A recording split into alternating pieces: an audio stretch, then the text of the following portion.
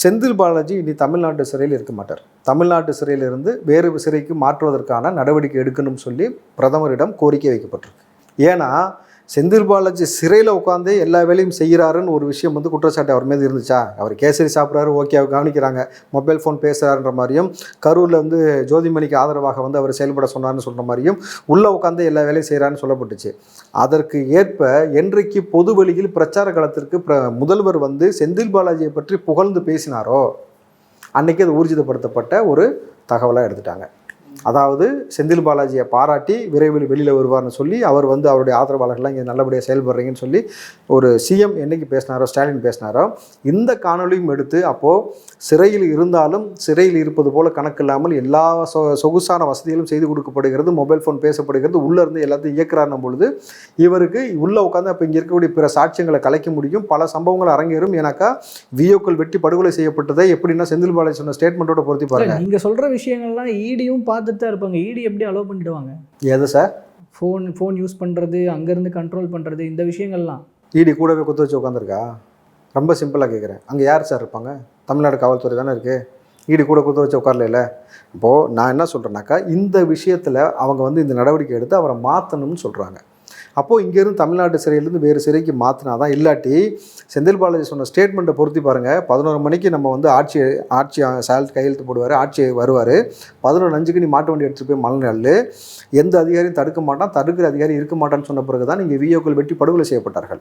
இங்கே பாட்டிலுக்கு 10 ரூபா சாமானியிட்டேருந்து நீங்கள் திருடுனீங்க, மின்சார கட்டணத்தை பல மடங்கு உயர்த்தி வச்சிங்க. மின்சாரத்தில் கொள்ளடிக்கிறது போல் எந்த துறையிலையும் கொள்ளடிக்கல. உங்களுக்கு தெரியுமா? ஒரு ஈட்டிக்காரன் சொல்லுவாங்கள்ல, இப்போ நல்லா வந்து கந்து வெட்டிக்காரன் இருக்கிறான், வந்து பயங்கரமாக வசூல் பண்ணுறான்னு. கந்து வட்டிக்காரனை விட மோசமான ஒரு வட்டி நம்மள்கிட்ட போட்டு வசூல் பண்ணுறது யாருன்னா அந்த மின்சாரத்துறை. ஏங்க, ஒரே வீட்டில் வசிக்கிறோம், ஒரு ஃப்ளாட்ஸில் வசிக்கிறோம்னாக்கா மோட்ரு போடுற தண்ணிக்கு நம்ம தான் யூஸ் பண்ணுறோம். நான் அங்கே தங்கியிருக்க நபர்கள் தான் தண்ணி யூஸ் பண்ணுறாங்க உள்ளபடியா இல்லையா? அந்த வீட்டில் ஒரு 6 வீட்டுக்கு ஒரு அப்பார்ட்மெண்ட்னா அந்த 6 வீட்டு நபர்கள் தான் யூஸ் பண்ண போகிறாங்க. 6 வீட்டு நபர் தண்ணி குடிக்கிறதுக்கு மோட்ரு போடுவாங்க, குண்டி கழுவுறதுக்கு மோட்ரு போடுவாங்கன்னா இது எப்படி கமர்ஷியல் ஆகும்? நான் பயன்படுத்துறது எப்படி இது கமர்ஷியல்?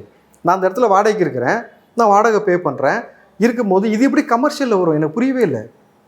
நீங்கள் கமர்ஷியலுக்குன்னு சொல்லி தனி அதுக்கு ஒரு ரேட்டு போடுறீங்க, மோட்டருக்கு மட்டும் தனி ஒரு ரேட்டு வாங்குறீங்க. இந்த பக்கம் வீட்டுக்கு பார்த்தீங்கன்னா மாதம் நீங்கள் கரண்ட் பில் எடுப்பேன்னு சொல்லிட்டு எடுக்காமல் அதை பல மடங்காக உயர்த்தி வச்சிருக்கீங்க, 5 மடங்காக அப்போ உயர்த்தி வச்சிருக்கீங்க. 500 ரூபாய் கட்டின இடத்துல 5000 ரூபாய் கட்டலுக்கு வச்சிருக்கீங்கன்னா அப்போ கந்து வட்டிக்காரனோட மோசமான ஒரு ஆட்சிக்கு நடக்குதா இல்லையா? அப்போ இந்த மின்சாரம் வச்சு இவ்வளோ பெரிய பிரச்சனை போயிருக்கு. எல்லாத்துக்கும் யாரா காரணம்? செந்தில் பாலாஜி. எதனால் அந்த செந்தில் பாலாஜி சொன்ன விஷயத்தை மாற்றாமல் கவர்மெண்ட் கொண்டு போயிருக்குன்னா அது மூலம் நிறைய பணம் வருது, அந்த பணத்தை கொண்டு போய் இங்கே கொடுக்குறான்னு ஒரு தகவல் இருக்குல்ல. அப்போ அதன் அடிப்படையில் வந்து அவரை வந்து நீங்கள் சொகுசாகவே வச்சுக்கிட்டு இருப்பீங்கன்னும் பொழுது செந்தில் பாலாஜியை தமிழ்நாட்டு சிறையிலிருந்து மாற்ற வேண்டும் சொல்லிட்டு மோடியிடம் ஒரு விண்ணப்பம் கொடுக்கப்பட்டதாக தகவல். இல்லை, நீங்கள் சொல்கிற காரணங்கள் எல்லாமே வந்து அவர் உள்ளேருந்தே ஆப்ரேட் பண்ணுறாரு, உள்ளேருந்தே செயல்படுறாரு, இந்த மாதிரி விஷயங்கள்லாம் இருக்குது. குறிப்பாக இந்த தேர்தல் சமயத்தில் கூட உள்ளேருந்தே அவர் வந்து வெளியில் ஆள் வச்சு வேலை பார்த்துட்ருக்கிறாரு, சிஎம்ஏ சொல்கிறாருல்ல. அந்த மாதிரிலாம் இப்போ சொல்லும் பொழுது, இப்போ நீங்கள் சொல்கிற பாயிண்ட் படியே பார்த்தா இதெல்லாம் எலெக்ஷனுக்கு முன்னாடியெல்லாம் நடந்திருக்கணும். அவரை மாற்றணும்னு நினச்சிருந்தா, இந்த செயல்பாடுகள் எல்லாம் தடுக்கணும்னு நினச்சிருந்தா, அப்போ இப்போ ஏன் அதை பண்ணணுன்ற ஒரு ரீசன் அதான். இப்போது ஏன்னா முக்கியமாக எலெக்ஷனை ஒட்டி தான் அது எல்லாமே பார்க்கப்பட்டுச்சு, செந்தில் பாலாஜி விவகாரம் எல்லாம். அதனால் எலெக்ஷனும் முடிஞ்சு போச்சு. ஸோ இதுக்கப்புறம் என்ன மாற்றி என்ன பிரயோஜனம்? செந்தில் பாலாஜி இல்லை மாற்றுறதுக்கான காரணம் என்ன அப்படின்ற ஒரு செந்தில் பாலாஜி நேற்று கைது செய்யப்படல. கைது செய்யப்பட்டு கிட்டத்தட்ட 10 மாதம் ஆக போதா? 10 மாதமாக வந்து என்னென்ன வேலைகள் செஞ்சுட்டு இருக்கிறாங்களோ எல்லா விஷயமும் கண்காணிப்பு இருக்குது. நீங்கள் வந்து இன்றைக்கி ஏன் மாற்றணுன்றதெல்லாம் கிடையாது. 10 மாதமாக வந்து அவர் என்னோடய நடவடிக்கையில் கண்காணித்த பிறகு போதிய ஆதாரம் கொடுத்தா தானே அதுக்கு நடவடிக்கை எடுப்பாங்க. அப்போது அந்த 10 மாதம் உங்களுடைய செயல்பாட்டை கவனித்து வரும்பொழுது இந்த மாதிரியான பிரச்சனை இருக்குது. ரெண்டாவது, நான் சொன்னேன்ல, கமர்ஷியலாக நான் பயன்படுத்துகிற தண்ணி எப்படி கமர்ஷியலாக மாறும்னு எனக்கு ஒரு கேள்வி இருக்குது. நான் பயன்படுத்துகிற கரண்ட் எப்படி கமர்ஷியலாக மாறும்? அப்போ இதை கமர்ஷியல்னு சொல்லி ஒரு அரசாங்கம் வந்து வசூல் பண்ணுறது எந்த பிற மாநிலத்தில் இருக்கா? நான் சாதாரணமாக என் வீட்டில் வந்து கரண்ட் யூஸ் பண்ணிகிட்டு இருந்ததை இன்றைக்கி கரண்ட் ஒரு ஃபேன் போடுறதுக்கு பயப்படுறாங்க, ஒரு தண்ணி மோட்டருக்கு போகிறதுக்கு பயப்படுறாங்க. அப்படின்னும் போது ஏற்கனவே தமிழ்நாட்டில் தண்ணி பிரச்சனை பயங்கரமாக போயிட்டுருக்கு. 10ஆவதுக்கு இப்போ கரண்ட் பிரச்சனை பழையபடி ஆரம்பிச்சிருச்சு, பல இடத்துல போயிட்டுருக்கு. எதையுமே சரி செய்யலைன்னும் பொழுது எதற்கு செந்தில் பாலாஜியை இன்னும் தமிழ்நாட்டில் வச்சிருக்கணும்? முதல்வர் பேசும்போது ஆதாரம் கிடச்சில்ல, மாற்றணுங்கன்னு சொல்கிறேன். உள்ளபடி நான் அதை ஏற்கிறேன். செந்தில் பாலாஜியை மாற்றுங்க, இந்த துறை சார்ந்த பிரச்சனையை சரி செய்யுங்க, மக்களுக்கு அந்த மின்சார கட்டணத்தை குறைங்க. நீங்கள் குறைப்பேன்னு சொன்னீங்கல்ல, ஏன் குறைக்காமல் பல மடங்கு ஏற்றுனீங்க ஒரு கேள்வி இருக்குல்ல, அதை குறைங்க. இந்த மாதிரி கமர்ஷியல் வீட்டுக்கு பயன்படுத்துகிற தண்ணி மோட்ரு போகிறது கமர்ஷியல் இல்லைன்னு கொண்டு வாங்க. அதுதான் ஒரு இயல்பாக மக்கள் வைக்கக்கூடிய யதார்த்தமான கோரிக்கை. ஏன்னா இந்த விஷயத்தை தொடர்ந்து நீங்கள் பார்த்தீங்கன்னா கிளாம்பாக்கம் மேட்ரு உங்களுக்கு தெரியும், எவ்வளோ பெரிய அதிருப்தி ஏற்படுது தெரியுமா உங்களுக்கு? அது கிளாம்பாக்கம் மேட்ரு சார் நீங்கள் கோபி நம்ப மாட்டீங்க. இந்த எலெக்ஷன் டைம்லையும் கூட இப்போ நடந்ததை சொல்கிறீங்களா? இப்போது பழச சொல்லலை. கிளாம்பாக்கத்தில் இப்போ மக்கள் சொன்ன விஷயம் என்னென்னா, இங்கே பெரிய பிரச்சனை, பஸ்ஸே வரல. ரெண்டாவது அவ்வளோ போக்குவரத்து நெரிசல் இருக்குது. இவங்க என்ன சொன்னாங்க, போக்குவரத்து நெரிசலே இருக்காது, கிளாம்பாக்கத்துக்கு மாற்றிட்டா, அதுக்காக தான் நாங்கள் கோயம்பேட்டிலேருந்து மாற்றணும். நான் இல்லை முட்டாத்தனமா? அவங்க சொன்னதுக்காண்டி மெனக்கெட்டு எலெக்ஷனுக்கு முதல் நாள் நைட்டு வடபழனிலேருந்து நான் கிளாம்பாக்கத்துக்கு பஸ்ஸில் ஏறுறேன். ஆக்சுவலாக என்ன நடக்குன்னு தெரியணுன்ட்டு ஏறுனா நான் 6:30 மணிக்கு ஏறுறேங்க. 3.5 மணி நேரம் ஆகுதுங்க போய் சேர. 3.5 மணி நேரம் பஸ்ஸுக்குள்ளே ஒரு அனல் வருது பாருங்கள். 6:30 மணிக்கு மேலே வெயிலெலாம் கிடையாது, வெயிலெலாம் வந்து அனல் கிடையாது. மக்கள் கூட்ட நெரிசல், இந்த உடம்புல இருக்க வெப்பம் வெளியாகுது, மூச்சு காற்று மூலம் அவ்வளோ கன்ஜஸ்டடாக இருக்குது. நம்மளால் சுவாசிக்கவே முடியல. பஸ்ஸில் உட்காந்துருக்கவன் பட்ட அவஸ்தையை விட நின்றுக்கிட்டு இருந்தான் பாருங்கள். குழந்தைய வச்சுக்கிட்டு, பொம்பளைங்க வச்சு எல்லாமே நின்றுக்கிட்டு, தண்ணி குடிக்க முடியாமல் எத்தனை குழந்தைங்க நான் போன பஸ்ஸில் அப்படியே யூரின் போயிடுச்சு தெரியுங்களா? ஒன்றுமே செய்ய முடியல.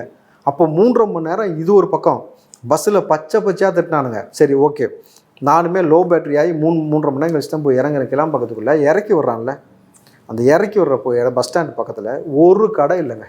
நீங்கள் கிளாம்பாக்கம் பேருந்து நிலையத்துக்குள்ளே கொண்டு போய் இறக்கி விட்றீங்க, லோக்கல் பஸ் இறங்குது, லோக்கல் பஸ்ஸில் சுற்றி நீங்கள் இறக்கி விட்ற இடத்துல ஒரு மக்கள் அந்த 3.5 மணி நேரம் கழிச்சு தண்ணி குடிக்கணும் தான் எல்லாருமே தேடுறாங்க. தண்ணி கிடையாது. பஸ் ஸ்டாண்டுக்குள்ளே கடைகள்லாம் இருக்கே எங்கே? நீங்கள் சொல்கிறது மொஃபசல் பஸ், நான் சொல்கிறது லோக்கல் பஸ். இங்கேருந்து போகுதுல்ல, கொண்டு போய் இறக்கி விட்றாங்கல்ல, அதை சுற்றி ஒரு கடை கிடையாது. இறங்கி தண்ணி குடிக்கணும்னா எங்கே போவாங்க மக்கள்? எங்கள் ஒரு பொட்டி கடை மாதிரி இந்த கிளாம்பாக்கம் டயத்தில் ஒரு இப்போ கவர்மெண்ட்டே கொடுக்குது பார்த்தீங்கன்னா, இரும்பு பாக்ஸ் மாதிரி வச்சு ஒரு பொட்டி கடை மாதிரி 10 இடத்துல பொட்டி கடை வச்சு தண்ணியாவது நீங்கள் அட்லீஸ்ட் கொடுத்துருக்கலாம்ல. தண்ணி, பிஸ்கெட்டு, 2 வாழைப்பழம் இந்த மாதிரி கொடுத்தீங்கன்னா மக்கள் வாங்கி சாப்பிட்டு ஆசுவாசப்பட்டிருப்பான்ல. அதுக்கு வழிவகை இல்லை. எல்லா இடத்துலையும் தண்ணி வருதுன்னு சொல்லி உள்ளே டேப் வச்சுருக்கீங்க. போகிறவங்களாம் டம்ளரோடைய போவான், குடிக்கிறது எப்படி குடிப்பான்? ஆடா மாடாவன் திறந்து இப்படி வாய் வச்சு குடிக்கிறதா? செயினை போட்டு பார்த்துட்டு கிளாஸ் வைக்கிறதுக்குன்னே உங்களுக்கு 41 கோடி கொண்டு போய் தெருவில் போட்டிங்க ஃபார்முலா காரஸ் நடத்தணுன்ட்டு. இது ஒரு கிளாஸ் வைக்க முடியாது அவங்களால. இதை தாண்டி மக்கள் பேசின பேச்சு இருக்குது பாருங்களேன், ஊடகத்தில் பதிவே பண்ண முடியாது. பச்சையாக திட்டுறாங்க கவர்மெண்ட்டை. அப்போது இவ்வளோ வெறுப்பின் உச்சத்தில் இருக்கிறவன் போகிறவன் டிஎம்கே ஓட்டு போடுவானா? ஏங்க டிஎம்கே நாசமாக போனால் பரவாயில்லைங்க, உங்களை நம்பி கூட்டணி கட்சி வந்திருக்குமே, காங்கிரஸ்லேருந்து கம்யூனிஸ்ட்லேருந்து ஒட்டுமொத்த விடுசிகாலேருந்து எல்லா நபர்களுடைய ஓட்டு சதவீதம் நாசமாக போதில்ல, குறையுதில்ல. அப்போது இந்த கிளாம்பாக்கம் இஷ்யூ இவ்வளோ பெரிய பிரச்சனை ஆனதுக்கு பிறகு ஒரு பொட்டி கடையை வச்சு ஒரு தண்ணி கொடுக்குன்ற அறிவு இல்லை. அங்கே இருக்கக்கூடிய கண்டக்டரை விட்டு கேட்டால், சார் வெளியில் போங்க சார், பெரிய ஹோட்டல் இருக்குது சார்ன்றாங்க. மார்க்கெட்டிங் நடக்குது. எனக்கு யார் ஹோட்டல்ரா அதை இப்போ எனக்கு தெரியணும்.